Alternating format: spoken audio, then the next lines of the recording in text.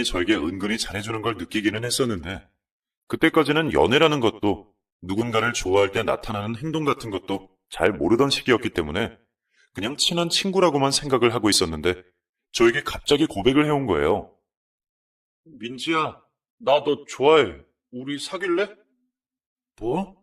갑자기 나를 좋아한다고? 어, 나는 그냥 너랑 친하다고만 생각하고 있었는데. 내가 너 좋아하니까 먼저 말도 걸고 다가가서 친해진 거지. 나 원래 여자애들이랑 친하게 지내는 거 싫어해.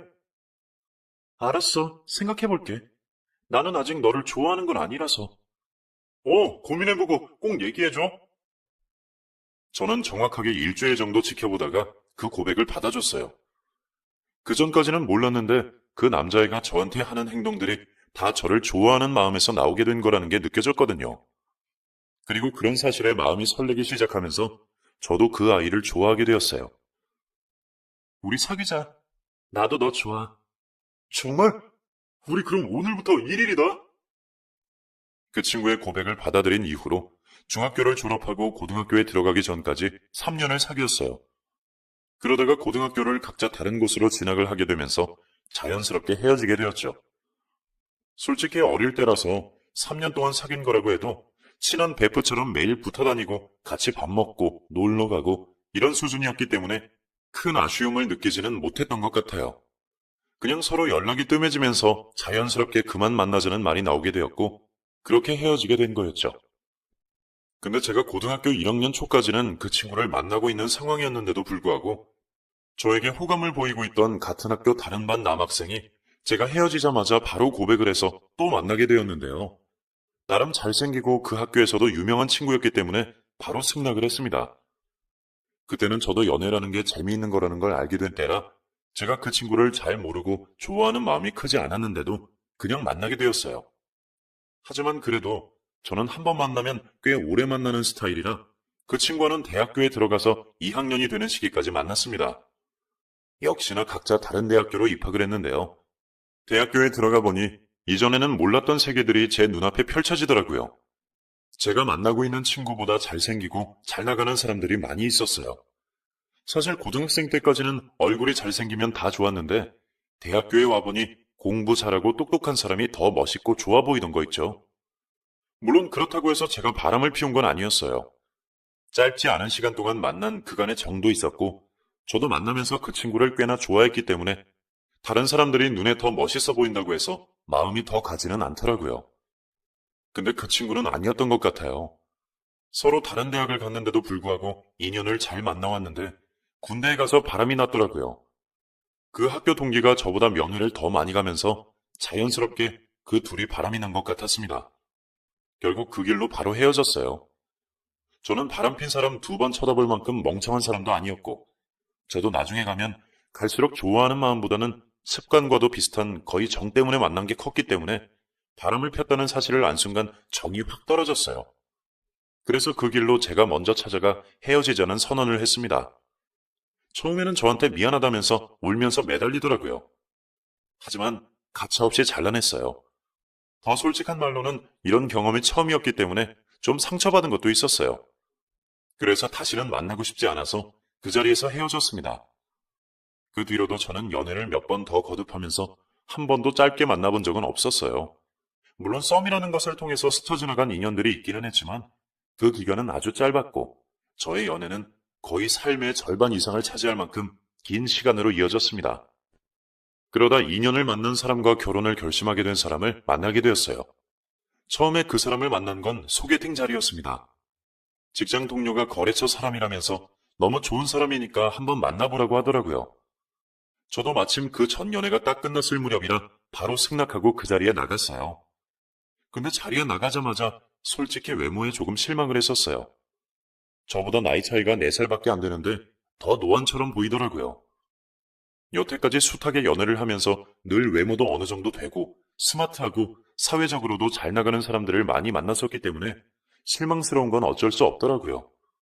하지만 저는 연애에 있어 개방적인 사람이었고 적어도 몇 번은 더 만나보고 판단하자는 생각이 들어서 소개팅 날 이후로 3번 정도 더 만남을 가졌어요. 근데 만나면 만날수록 이 사람 정말 괜찮은 사람이구나. 라는 게 느껴지더라고요. 매너도 훌륭했고 외모도 자꾸 보니 이 정도면 나쁘지 않지 라는 생각이 들었어요. 무엇보다 키가 좀 컸는데 옷을 깔끔하게 잘 입는 스타일이라 좀 매력적으로 보이는 것도 있었죠. 결정적으로 유머 코드가 저랑 잘 맞아서 만날 때마다 너무 유쾌하고 즐거웠어요. 그렇다 보니 저도 모르게 호감을 느끼게 되었고 상대방도 제가 나쁘지 않았는지 2주일 정도 썸을 타다가 바로 연애를 시작하게 되었습니다. 민지 씨, 첫날부터 우리 만나는 날 느낌이 나쁘지 않았는데 역시 민지 씨를 보면 볼수록 점점 더 좋아지는 것 같아요. 저랑 연애해 주실래요? 네, 저도 성우 씨 좋아요. 저도 점점 성우 씨가 좋아졌어요. 우리 예쁘게 잘 맞나봐요. 본격적인 연애가 시작되고 이 남자는 저에게 더 적극적으로 다가오며 지금까지 제가 만난 사람 중에 가장 저를 아껴주는 듯 했어요. 솔직히 남자가 본인이 만나고 있는 사람한테 돈을 얼마나 많이 쓰느냐에 따라 애정도를 볼 수 있다고 하잖아요. 이 남자는 지금까지 제가 만난 사람 중에서 저한테 쓰는 돈이 제일 많은 사람이었어요. 물론 제가 돈 보고 사람을 만나는 속물은 아니에요. 근데 아주 소소하게 머리끈부터 시작해서 가방, 액세서리 등 명품을 줄 때도 있었는데 그게 은근히 기분이 좋더라고요. 근데 또 받을 수만은 없어서 저도 받은 만큼 해줬어요. 우리는 서로가 생활 수준이나 조건들, 여러 가지 여건들이 잘 맞아서 결혼까지 생각을 하게 되었습니다. 한 2년 정도를 연애를 했을까요? 지금까지 제가 만난 사람 중에서 제일 짧은 연애 기간을 가졌지만 결혼해도 되겠다는 확신이 있었어요. 이 남자는 여전히 저에게 좋은 매너를 유지하고 있었고 하루빨리 결혼하자고 재촉을 하고 있는 상황이었어요. 이때까지 저도 결혼 정년기가 된 상황이었고 더 늦어지면 노처녀가 될 수도 있을 것 같아서 결혼을 승낙하고 식을 올렸습니다. 근데 변함없이 저한테 잘해줄 거라고 생각했던 이 남자가 결혼하고 나서 태도가 좀 바뀌더라고요. 처음에는 회사 일이 바쁘고 피곤하다는 이유로 집에 들어오기만 하면 바로 씻고 혼자 잠을 자는 게 다반사였어요. 그러다 남자는 취미 생활이라는 게 필요하니까 본인의 개인 생활을 좀 존중해달라고 하면서 주말에는 무조건 나가서 하루 종일 축구를 하고 들어온다든지 등산을 한다든지 혼자만의 시간을 가지곤 했죠. 물론 저도 그런 거 다 이해하죠. 남자가 사회에서 받는 스트레스는 집안에서만 풀기는 힘들다고 하잖아요. 게다가 그 취미 생활이라는 게 이해 못할 것들도 아니었고 건전하게 운동하고 들어온다는데 말릴 이유도 없었어요. 하지만 제가 원하는 건 일주일 내내 집에 들어와도 저와의 대화는 딱 저녁 먹을 때뿐이고 그 이후로는 제가 말을 시켜도 힘들고 피곤하다는 이유로 늘 서재에만 들어가 있으니 저와의 시간을 좀 가져달라는 거였어요. 근데 원래 그런 성격이었던 건지 아니면 결혼하고 나서 내가 질린 건지 저랑 같이 있는 시간을 도통 가지려고 하지를 않았어요.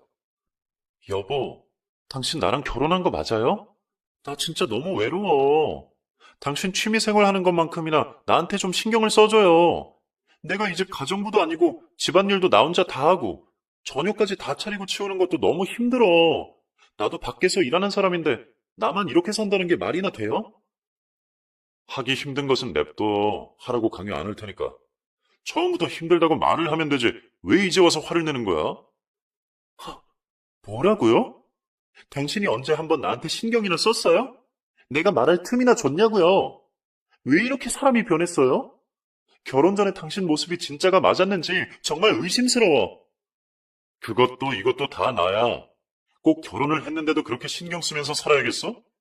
이제 평생 살 건데 서로 편하게 살면 좋잖아. 원래 연애할 때는 뜨겁게 하고 결혼해서는 편하게 사는 거지. 도대체 뭐 얼마나 호화스럽고 알콩달콩한 결혼 생활을 생각하는 거야? 사람 사는 거 다 똑같아. 하, 진짜 할 말이 없네요. 남들 다 이렇게 산다고? 웃기지 마요. 누가 이렇게 살아요? 차라리 우리 연애할 때가 훨씬 좋았고 훨씬 행복했어요. 이렇게 외롭지 않았었다고요. 뭐가 외로워? 집에 오면 사람이 있는데 주말 말고 내가 평일에 어디 나간 적이나 있어? 맨날 집에 있는데 도대체 뭐가 외롭다는 거야? 집에 있어도 집에 있는 게 아니라서 그래요. 내가 무슨 말만 붙이려고 하면 피곤하다면서 말 시키지 말라고 하잖아요. 그냥 옆에 있는 걸로 됐지. 무슨 말이 더 필요해? 나 피곤하니까 더 이상 실랑이 하지 말자고. 먼저 잘게. 말이 안 통하는 남편은 그날도 어김없이 한 차례 싸우고 나서는 혼자 안방으로 들어가 버렸어요. 그나마 각방을 쓰지 않는 걸로 다행이라 여겨야 하는 거였을까요? 저는 하루하루 점점 더 외로워졌고 행복할 거라 생각했던 결혼은 너무나 후회스러울 정도로 힘들었습니다. 하지만 그렇다고 해서 이혼을 할 수는 없었어요. 한 번 가정을 만들었으면 끝까지 책임을 져야 한다는 생각이었기 때문에 그냥 이대로 적응하면서 살아야겠다는 생각뿐이었죠. 대신에 언제까지고 이렇게 있을 수만은 없어서 아이가 태어나면 남편도 좀 바뀌고 저의 외로움도 달래지지 않을까 싶어서 결혼 후 1년 이후부터는 아이를 가지자고 졸라댔습니다. 여보, 나 이렇게는 못 살겠어. 우리 아이라도 가져요. 우리 이제 아이 가질 때도 되었잖아요. 무슨 벌써 아기야. 우리 결혼한 지 1년밖에 안 됐어. 당신도 아직 밖에서 일하고 있고 나도 직장에서 자리 잡으려면 시간 더 있어야 돼. 나 자리 잡고 당신도 생활 좀 안정되면 그때 가져도 늦지 않아. 나 지금 충분히 할 수 있어요. 육아휴직 안 쓰고 일하면서 애 볼 수 있으니까 우리 빨리 애부터 낳아요. 나 이제 더 늦게 낳으면 노산이라서 몸도 힘들고 우리 아이한테도 안 좋을 거예요. 안 돼. 지금은 아니야. 절대 안 돼. 앞으로 다시는 애 같자는 말 하지도 마. 나와 그 일을 닮은 아이를 빨리 보고 싶지 않은지 남편은 완강하게 반대를 했어요. 도대체 이해가 안 되더라고요. 왜 안 된다는 건지. 물론 아기를 원하는 시기가 좀 다를 수는 있지만 내가 이렇게 부탁을 하는데도 완강한 태도를 보이는 남편을 이해할 수 없었어요. 하지만 혼자 노력한다고 해서 되는 게 아니었기 때문에 저도 조금 시간을 가지면서 기다리고자 했습니다. 근데 그 시간이 그렇게 오래 걸릴지 몰랐어요. 저는 혹시 몰라 거의 몇 개월에 한 번씩 아이 이야기를 꺼냈어요. 남편도 저도 사회에서 자리를 잡기에는 어차피 더 시간이 걸려야 하는데 그때까지 마냥 기다릴 수가 없는 상황이었기 때문이었죠. 그럼에도 불구하고 남편은 좀처럼 동의를 하지 않았습니다. 이제는 저에 대한 애정이 하나도 느껴지지 않을 만큼 무미건조한 결혼 생활을 이어가고 있었어요. 그때부터는 저도 정말 갈라서야 하는 건가 하는 생각이 진지하게 들기 시작하더라고요. 하지만 헤어지지 말라는 뜻이었을까요? 결혼 생활을 3년 하면서 점점 지쳐가던 찰나였는데 갑작스럽게 아이가 생기게 된 거예요. 솔직한 말로 남편과는 부부 생활까지는 문제없이 잘하고 있었기 때문에 그이의 아이를 가진다는 게 이상한 일은 아니었어요. 저도 계획적으로 아이를 가진 건 아니었지만 자연스럽게 된 임신이 마냥 기뻤습니다. 임신한 줄 몰랐던 때는 내 건강에 문제가 생긴 건가 걱정이 될 정도로 피곤하고 무기력한 생활이 계속 이어지고 있었거든요. 몸속에 변화가 일어난 것도 모르고 저는 왜 자꾸 몸이 무겁고 힘들지라는 생각만 하고 있었죠. 그러다 매달 정확한 날짜에 시작하는 달거리를 하지 않아서 좀 이상하게 생각되어 바로 약국으로 달려가 임태기를 구입했어요. 떨리는 마음으로 혼자서 검사를 해봤는데 아주 선명하게 임신으로 나오던 거 있죠? 그 자리에서 바로 남편에게 가서 임신 사실을 알렸어요. 여보, 나 임신했어. 우리 아기 가졌다고. 당신도 나도 계획도 안 하고 있었는데 어떻게 된 건지 모르겠어. 나 진짜 너무 기뻐. 당신도 이제 별말하면 안 돼? 이건 순전히 아기가 우리한테 찾아와 준 거니까. 뭐야? 진짜 어떻게 된 거야? 당신이 임신을 했다는 게 무슨 말이야? 이쯤이면 남편도 어쩔 수 없이 좋아할 거라고 생각했던 건 모두 저의 착각이었습니다. 오히려 얼굴이 마구 울그락불그락해지면서 펄펄 날뛰기 시작했어요. 저는 여기에서부터 뭔가 잘못되고 있다는 것을 본능적으로 느꼈습니다. 당신이랑 내 아이가 뱃속에 생겼다고. 그게 이상한 일이야? 무슨 소리를 하는 거야? 나는 임신이 안 되는 사람인데. 당신이 임신을 했다는 건 말도 안 되는 소리야. 누구야 대체 애 아빠가? 당장 말해. 뭐라고? 당신이 왜 임신이 안 돼? 한 번도 그런 말 한 적 없었잖아. 그리고 내가 누굴 만나? 당신도 알잖아. 나 집안이면 회사 말고는 나가지를 않는데 내가 누굴 만나겠어? 당신이 하도 졸라대서 몇 년 전에 정관 수술했다고. 도대체 왜 그렇게 애한테 집착을 하는지 모르겠는데 나는 그렇게 싫다고 하는데도 보채는 게 싫어서 아예 자연 임신이 안 되게 해버렸다고. 근데 뭐? 임신이 돼? 그게 지금 말이 된다고 생각하는 거야? 남편의 말을 듣고 저는 너무 충격을 받고 어이가 없었습니다. 아니 정관 수술이라뇨. 그것도 저한테 말도 한마디 하지 않고 동의도 구하지 않았으면서 혼자 가서 모든 걸 다 처리해버린 남편에게 저는 너무나도 화가 났어요. 그리고는 저를 의심하는 부분에서는 분노가 일었어요. 그동안 내가 본인 때문에 얼마나 힘들었는지는 하나도 생각하지 않았다는 거잖아요. 하지만 이미 아이가 생긴 마당에 물을 수도 없고 결백한 저는 이대로 물러날 수도 없어서 남편에게 말했습니다. 정말 화가 나지만 당신 혼자 정관수술했다고 쳐. 근데 몇 년 전 일이라며. 그리고 수술했어도 아이 생기는 경우 있대. 그게 완벽하게 다 피임이 되는 건 아니라고 하니까 더 이상 나 의심하지 마. 여기에서 나 더 의심하면 진짜 알아서 해. 애까지 생긴 마당에 나 못할 거 없어.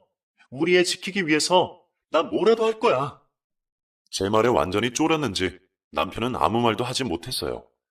그리고 스스로도 분한지 그 자리에서 자리를 박차고 나가더라고요. 이때부터 저의 서러운 임산부의 생활이 시작되었습니다.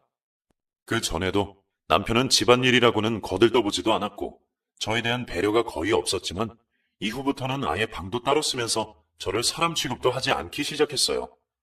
그에게 있어서 저는 투명인간이었습니다. 배가 불러오는데도 아이가 조금도 궁금하지 않은 듯했어요.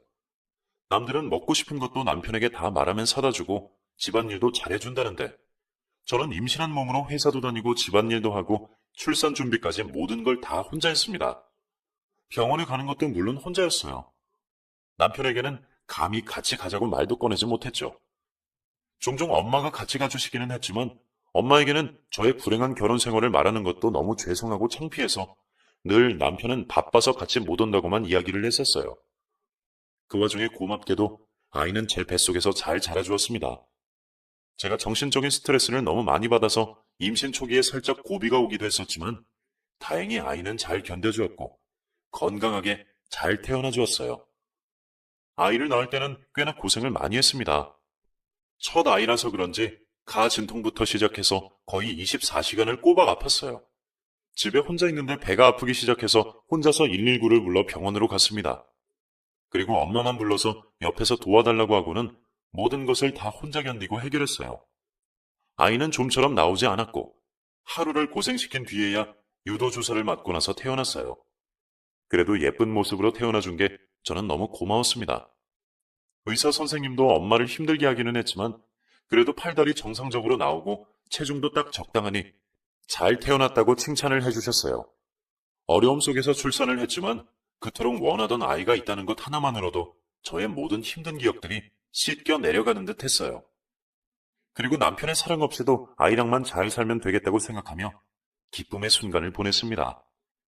하지만 저의 불행은 또 그때부터 시작이었어요. 제가 산후조리를 하고 있는 병원으로 며칠 뒤에야 찾아온 남편은 아이를 볼 생각도 하지 않고 당장 친자 검사부터 하려고 생떼를 부리기 시작했어요. 나는 저 아이가 절대로 내 아이가 아니라고 생각해. 절대 인정할 수 없어. 그러니까 당장 친자 검사해. 머리카락 얼마든지 잘라줄 테니까 바로 하라고. 어서! 병원에 오자마자 난리를 치는 바람에 병원 내 사람들의 이목이 다 저희에게 쏠렸어요. 저는 너무 창피하고 너무 슬펐습니다. 그래도 본인 자식이 태어나면 조금이나마 태도가 바뀌지 않을까 하고 기대했던 제 자신이 너무 초라하게 느껴졌어요. 그래서 저도 보란듯이 코를 납작하게 해주고 싶어서 당장 검사하겠다고 했습니다. 그래, 해. 어디 당신 친자 검사하고 나서도 그런 소리 나오는지 내가 볼 거야. 만약 저희가 당신 애가 맞으면 정말 두고 봐. 나 가만히 있지 않을 거야. 감히 나를 기만한 대가가 어떤 건지 보여줄 거라고. 결국 그 자리에서 저희는 친자 검사를 진행을 했어요. 도대체 사람이 어디까지 이기적일 수 있는 건지 저는 가늠이 되지 않았어요. 출산을 하는 순간에도 같이 있어주지 않은 데다 아이가 태어났다고 하는데도 병원에 한 번도 와보지 않았던 사람이 다짜고짜 와서 하는 말이 친자 검사를 하라는 게 말이 되나요?